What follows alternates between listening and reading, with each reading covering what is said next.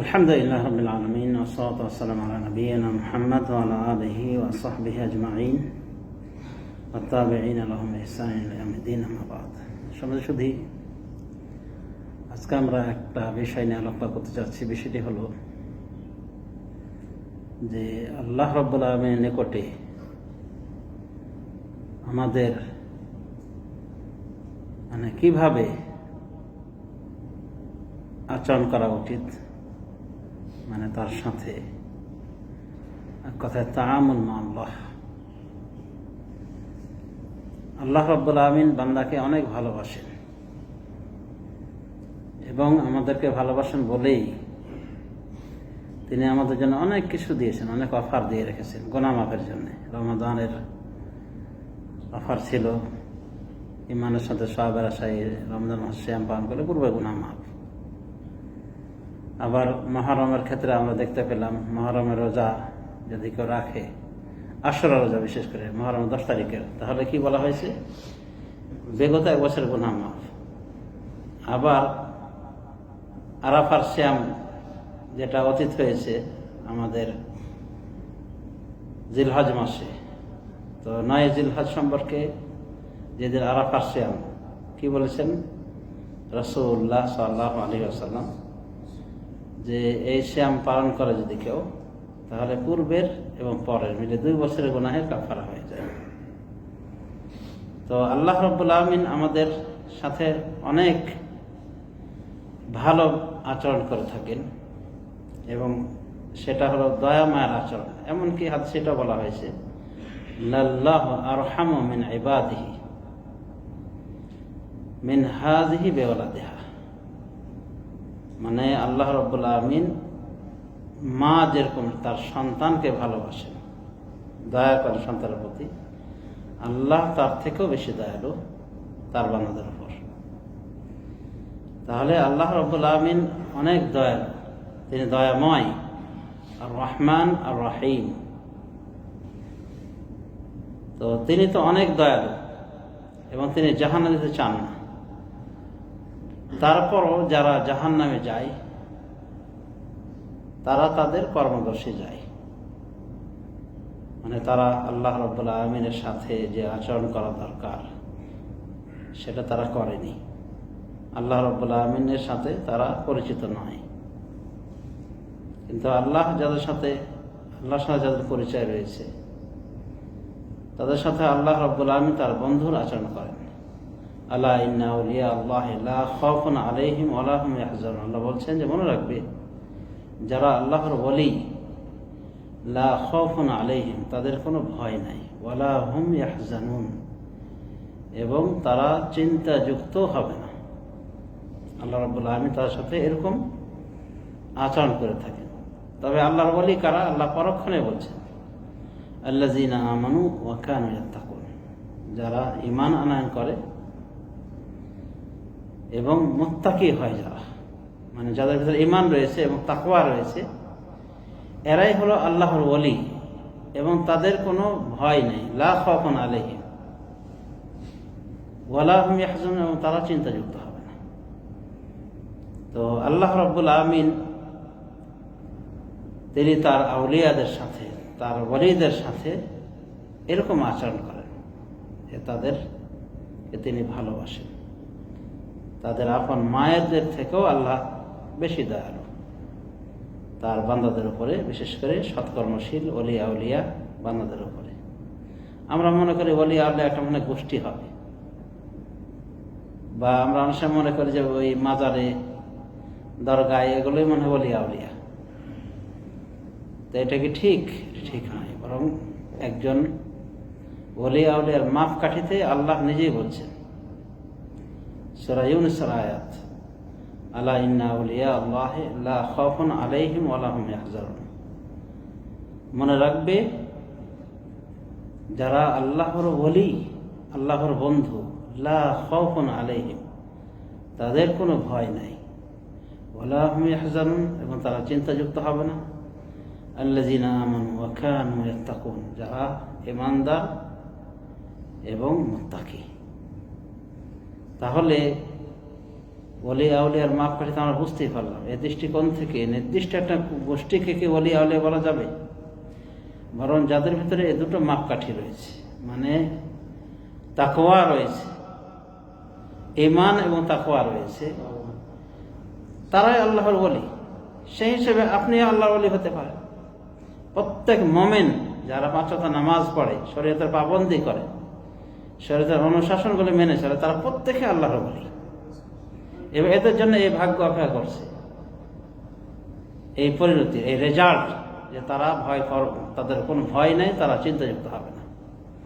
এবং এই জাতীয় লোকদেরকে, যারা আল্লাহর ওলি, মানে শরীয়তের পাবন্দি করেছে, ইসলামের অনুশাসন মেনে চলেছে, আল্লাহকে শ্রদ্ধা করেছে, আল্লাহর প্রতি ভালোবাসা অগাধ রেখেছে, সর্বোচ্চ ভালোবাসা দিয়েছে আল্লাহকে,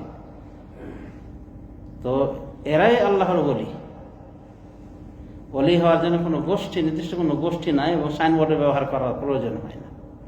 বরং যারা সাইনবোর্ড ব্যবহারকারী ওলি বা দাবি করে, দেখবেন যে এগুলোই ভণ্ডর কাতারে পড়ে গিয়েছে।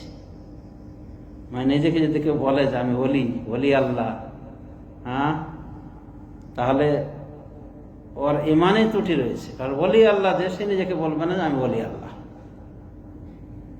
আর ওলি আল্লাহর সংজ্ঞায় আল্লাহ রাব্বুল আলামিন দুটো কথা বলেছেন, ঈমান এবং তাকওয়া। কিন্তু আমাদের দেশে অনেক সমস্যাগুলো হলো এই যে ওলি আল্লাহ বলতে নির্দিষ্ট একটা দলকে, গোষ্ঠীকে ভেবে নিয়েছি। বিশেষ খানকা তারপরে দরগায় যারা থাকে, এটা পীর ফকির গোষ্ঠীকে মনে করা হয় এরা আল্লাহর ওলি। আবারও মনে করা হয় যে ওলি মনে হয় আর দুনিয়াতে নাই, ওলি আল্লাহ সব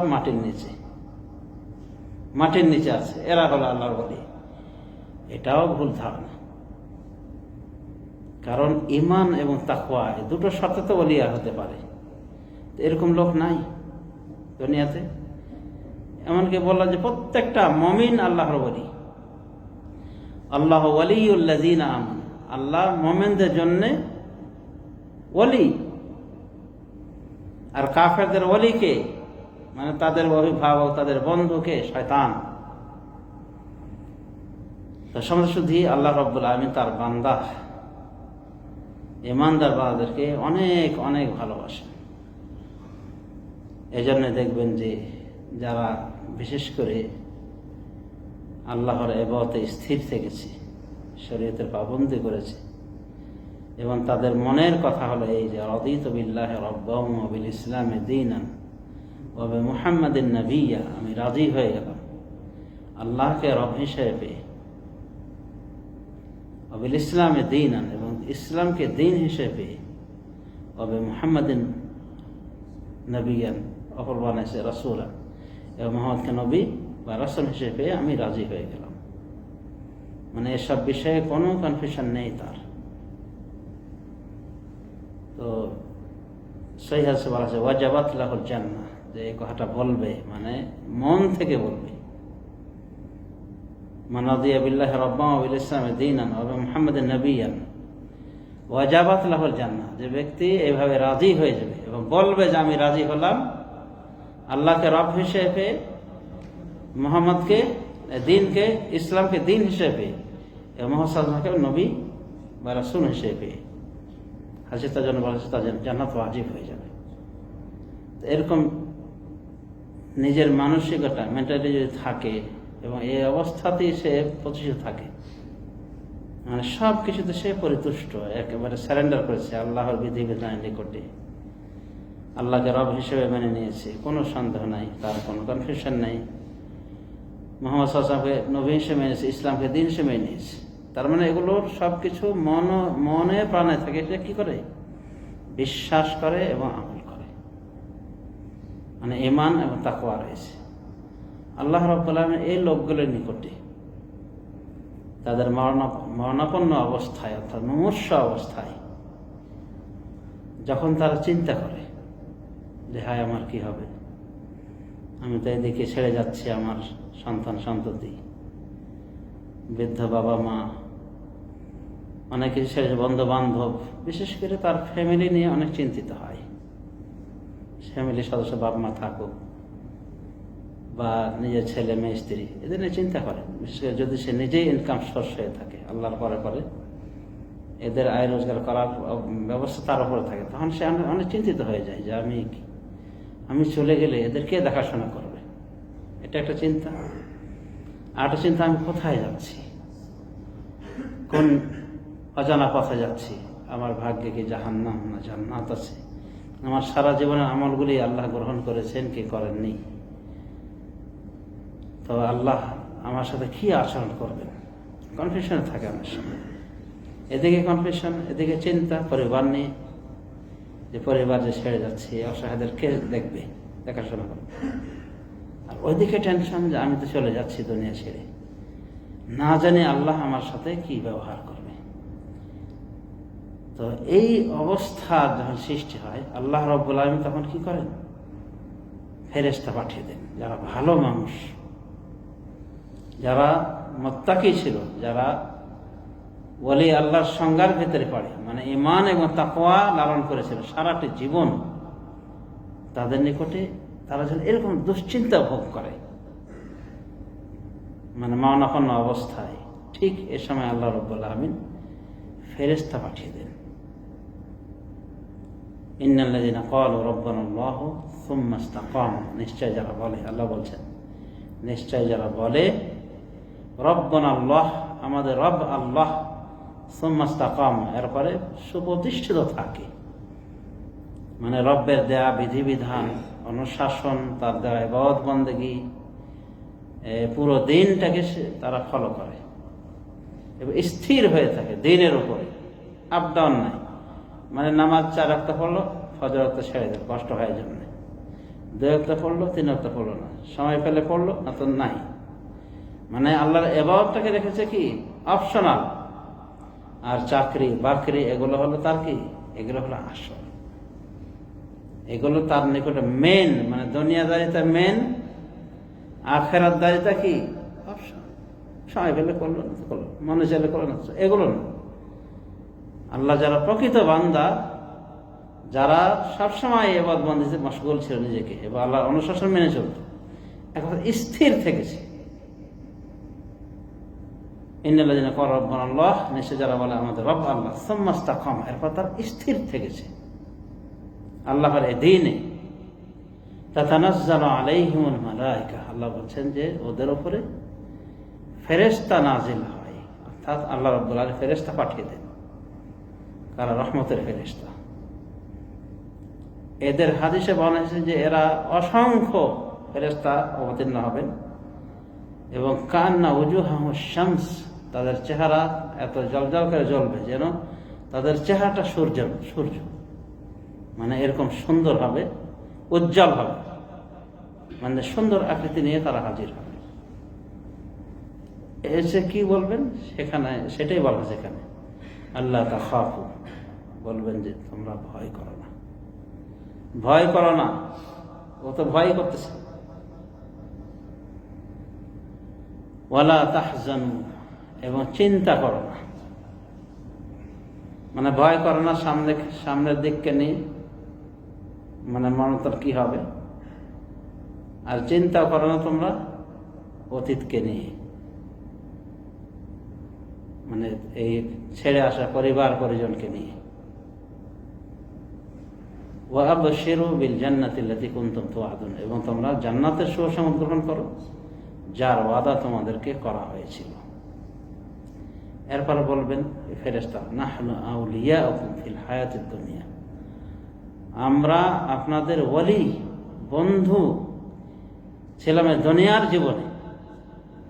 মানে আল্লাহ রাব্বুল আলামিন এই সমস্ত ফেরেশতা দিয়ে তার ওলি আউলিয়াদেরকে বিশেষভাবে টেক কেয়ার নিয়েছে, তাদের দেখাশোনা করেছে। তারা বলে নাহনু আউলিয়াউকুম ফিল হায়াতিদ দুনিয়া, আমরা আপনাদের বন্ধু দুনিয়ার জীবনে। ওয়া ফিল আখিরাহ, আখিরাত, মানে দুনিয়ার জীবনে আপনাদের সাথে ছিলাম, আপনাদের সাহায্য সহযোগিতা, মানে আল্লাহর অনুমোদন ক্রমে, এবং আখিরাতেও বন্ধু, মানে আখিরাত শুরু হয়েছে মত থেকে শুরু করে, এরপর যে শুরু হলো সব আখিরাতের বিষয়, কবরে, হাসরে, পুলিশেরাতে ইত্যাদিতে। তো বলছেন যে আমরা এই দুনিয়ায় বন্ধু ছিলাম আপনাদের দুনিয়াবী জীবনে, পরকালও আখিরাত আপনাদের বন্ধু। মানে কোনো চিন্তা নাই, টেনশন নাই, ভয় নাই। আমরা দুনিয়ার জীবন আপনার বন্ধু, আখিরাত আপনাদের বন্ধু, মানে কোনো টেনশনের কারণ নাই, আমরা থাকবো আপনাদের সাথে। এইভাবে তারা অভয় বাণী শোনায় এবং শান্ত করে এবং জান্নাতের শুভ সংবাদ দেয়। আর হাদিসে বলা হয়েছে এই ফেরেশতাগুলিতে এগুলো বললই মালাকুল মউত এসে এই জাতীয় ভালো বান্দাদেরকে বলে, অর্থাৎ যার মরণাপন্ন অবস্থা তাকে এসে বলে, আইয়াতুহা নাফসুত তাইয়্যিবাহ উখরুজি ইলা রাহমাতিন ওয়া রিদওয়ান ওয়া রাব্বিন গায়রি গাদবান। আপনি বের হয়ে আসেন আল্লাহর রহমতের দিকে, আল্লাহর নেয়ামতের দিকে, আল্লাহর সন্তুষ্টির দিকে। রব্বিন গায়রি গাদবান, এবং আপনার রব্বের নিকটে আসেন যে রব আপনার উপরে কোনো রাগ করে নেই, মানে আপনার উপরে খুশি রয়েছে। এভাবে যখন তাকে বলবে, আসতে বলবে, তখন সে নিজে থেকে আস্তে আস্তে বেরিয়ে আসবে, তার আত্মাটা অতি সহজে বেরিয়ে আসে। যার উদাহরণে বলা হয়েছে যেভাবে পানির কতরা ফোঁটা মটকা দিয়ে অনায়াসে গড়িয়ে পড়ে, মটকা যদি উপর করা থাকে তাহলে পানি পড়তে কি বেগ পায়, অতি সহজে চলে আসে। তা বলা হয়েছে মুমিনের রূহটা এইভাবে চলে আসে, মানে নিজের ইচ্ছে চলে আসে, কারণ তার জন্য যে অপেক্ষা করছে এই সমস্ত নিয়ামত। ওই ফেরেশতারা বলছে ভয় নাই, টেনশন নাই, এই দুনিয়াতে রেখে গেলে আত্মীয় স্বজন মুক্ত মুখ, টেনশন নাই, এগুলো দায়িত্ব আল্লাহ নেবে, এগুলো দায়িত্ব। আমরা বন্ধু হিসেবে আছি, দুনিয়ার জীবনে বন্ধু হিসেবে আছি, আর পরকালেও আমরা সাথে থাকবো। তাহলে কি আর ভয় আছে? একজন মুমিনের টার্গেট হলো রেদা আল্লাহ, আল্লাহর সন্তুষ্টি এবং জান্নাত।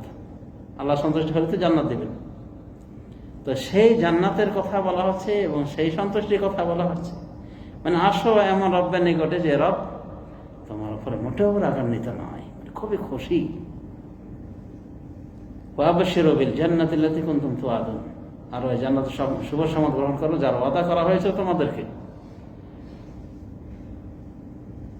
নাহনু আলিয়াহুম ফিল হায়াতিদ দুনিয়া ওয়া ফিল আখিরাহ ওয়া লাকুম ফিহা মা তাশতাহি আনফুসুকুম।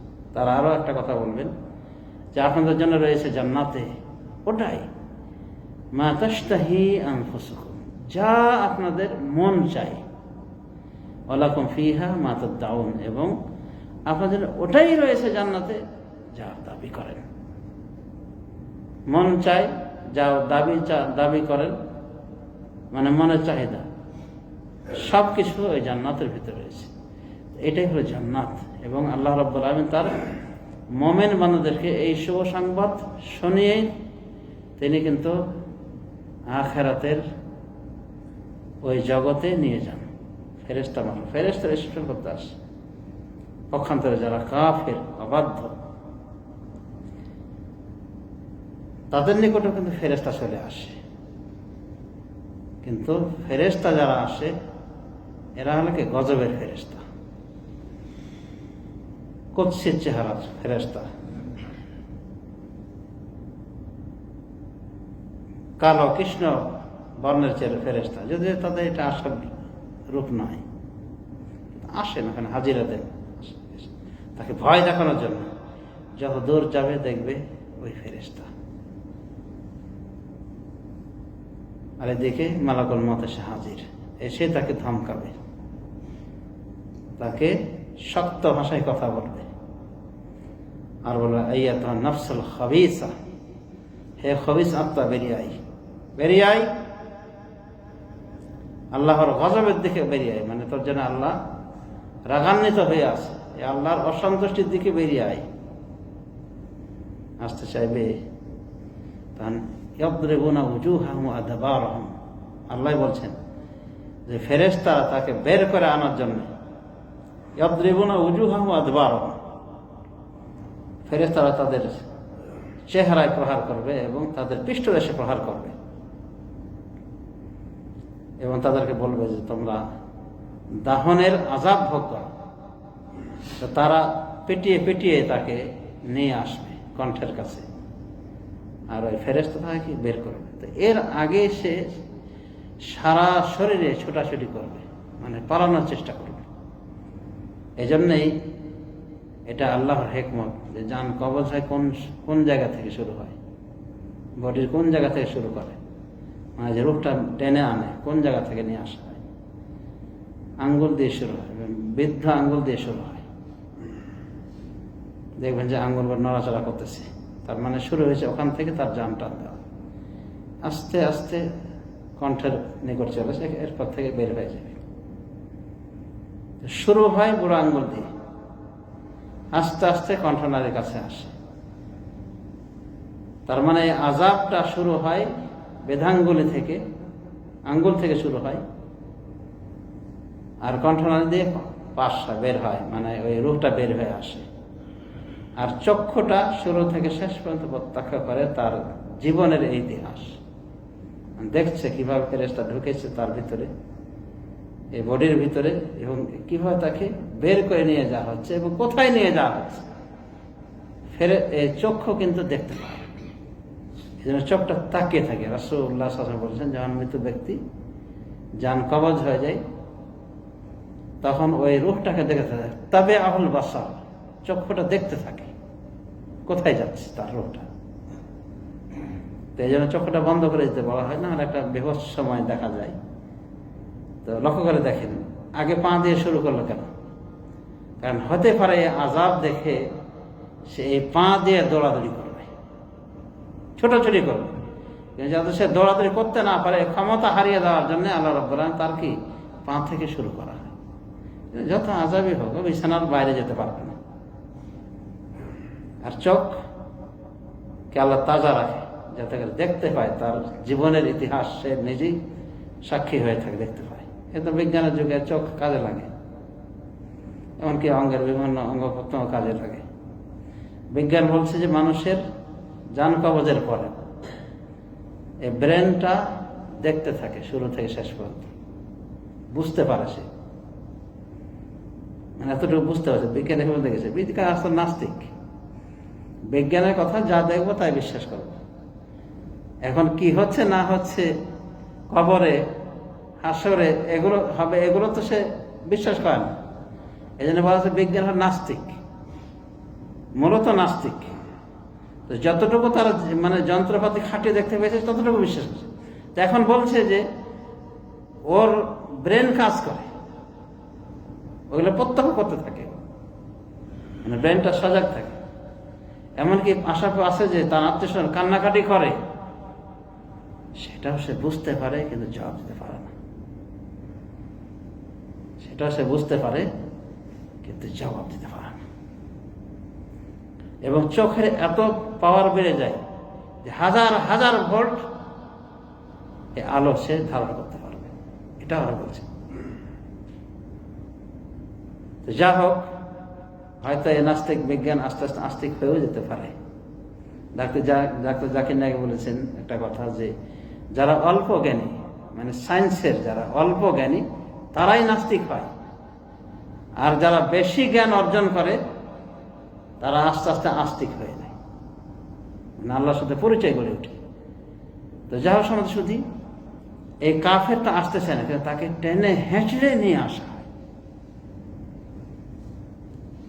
আর মুসলিমকে সাদর সম্ভাষণ জানিয়ে, এতগুলি সংবাদ জানিয়ে, অফার দিয়ে তাকে নিয়ে আসা হয় মেহমানের মতো করে।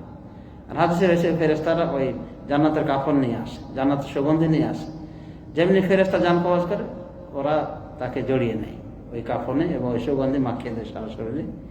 এরপর তাকে নিয়ে যেতে থাকে প্রথম আসমান, দ্বিতীয়, তৃতীয়, চতুর্থ, পঞ্চম, সপ্তাকাশের উপরে নিয়ে যাওয়া হয়, আল্লাহ রাব্বুল আলামিনের নিকটে নিয়ে যাওয়া হয়।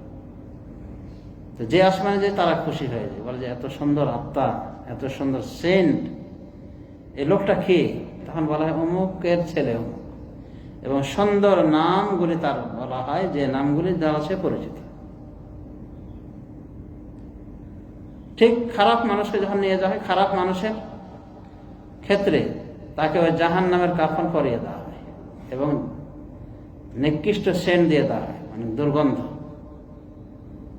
যার ফলে সারা মানে দুনিয়ার আকাশ বাতাস যেন হয়ে গেছে, দূষিত হয়ে গেছে, তাকেও নিয়ে যাওয়ার চেষ্টা করা হয়।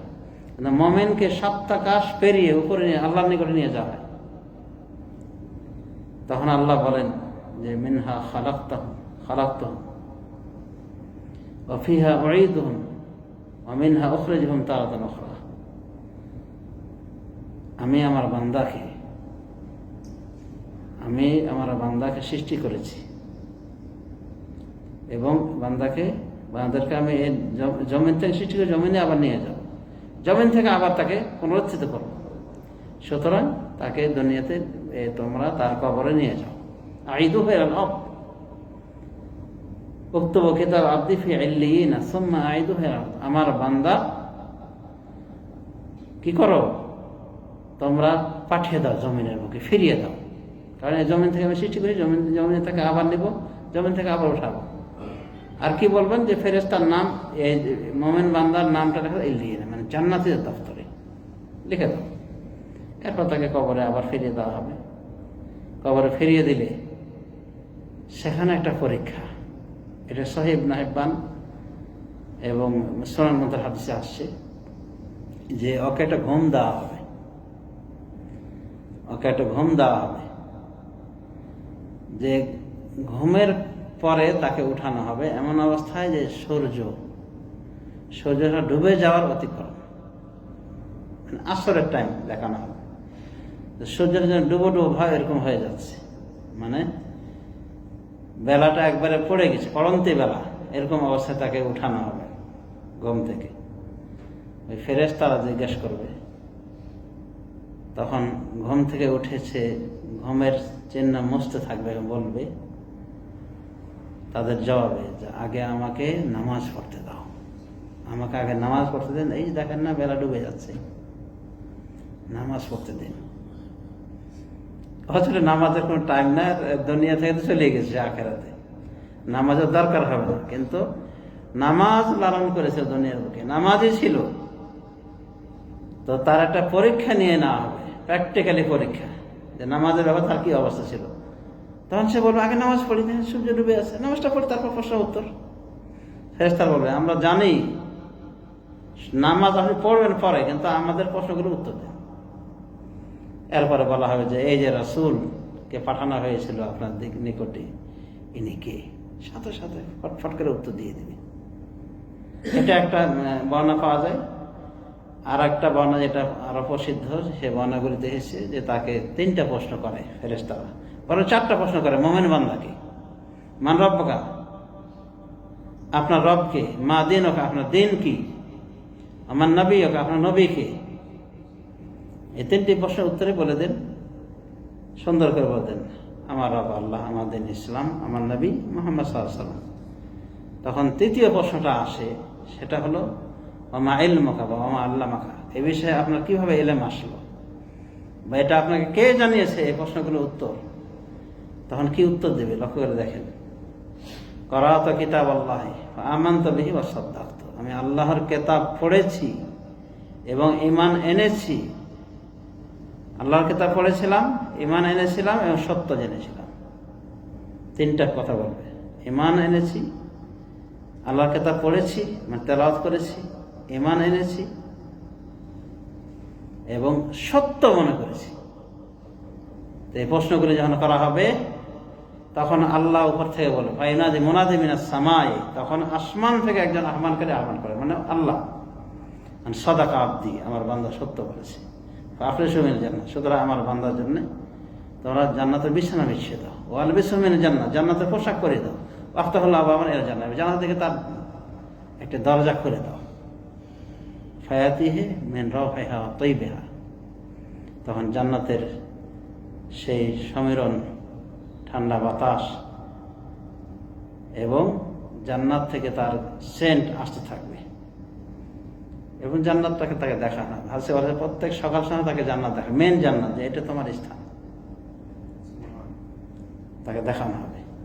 এই প্রশ্নগুলো উত্তর দিতে যখন সে পারবে, ফেরেশতা আরেকটা প্রশ্ন করলো, তাহলে যে এটা কিভাবে জানলেন, কি বলেছিল, করাত কিতাব আল্লাহ, আল্লাহর কিতাব পড়েছি, ঈমান এনেছি, সত্য এনেছি।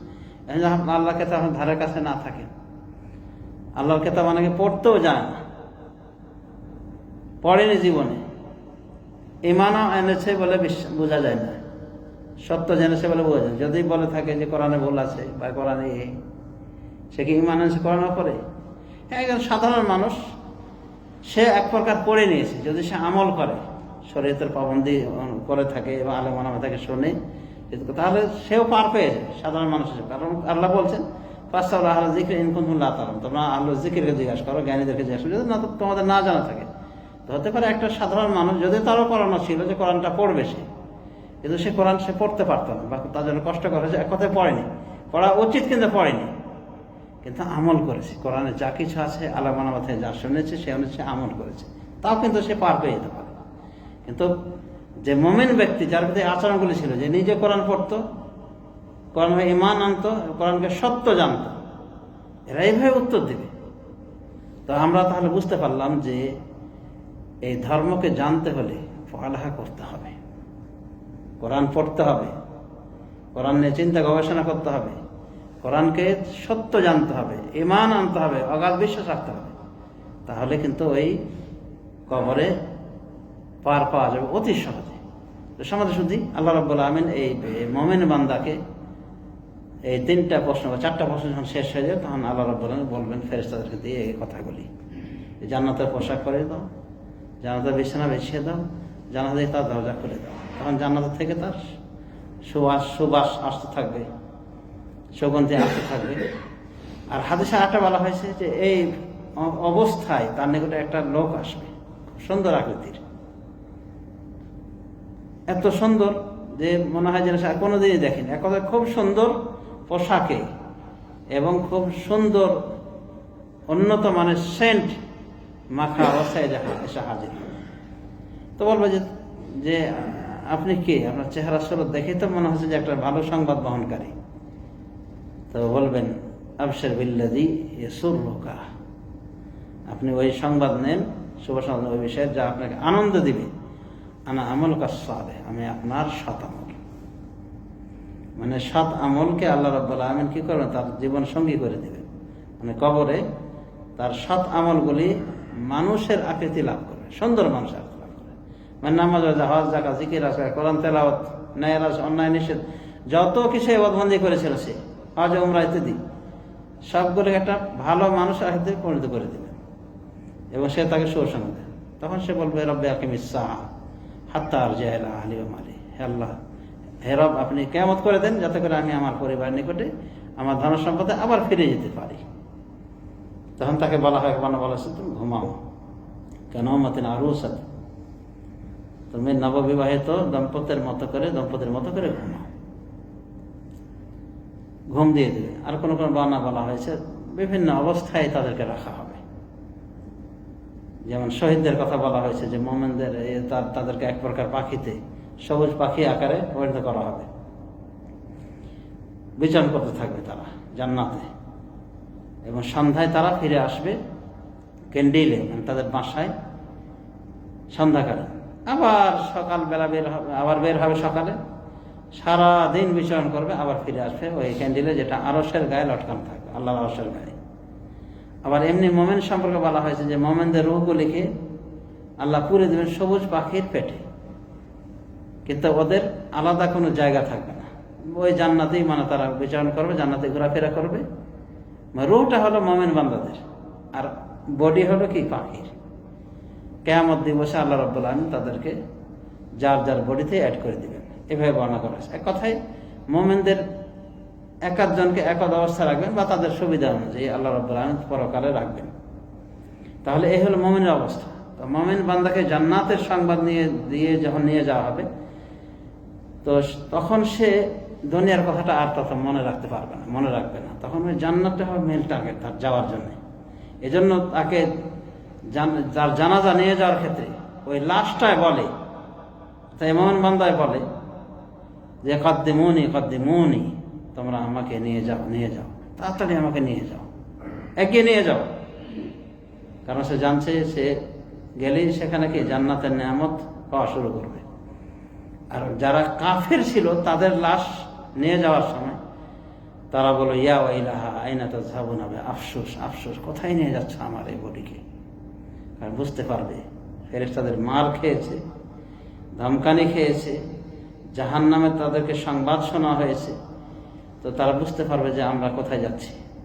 তখন তারা বলবে, আফসোস করে, কোথায় নিয়ে যাচ্ছে, মানে মানা করতে চাইবে, কিন্তু মানা শুনবে কেউ?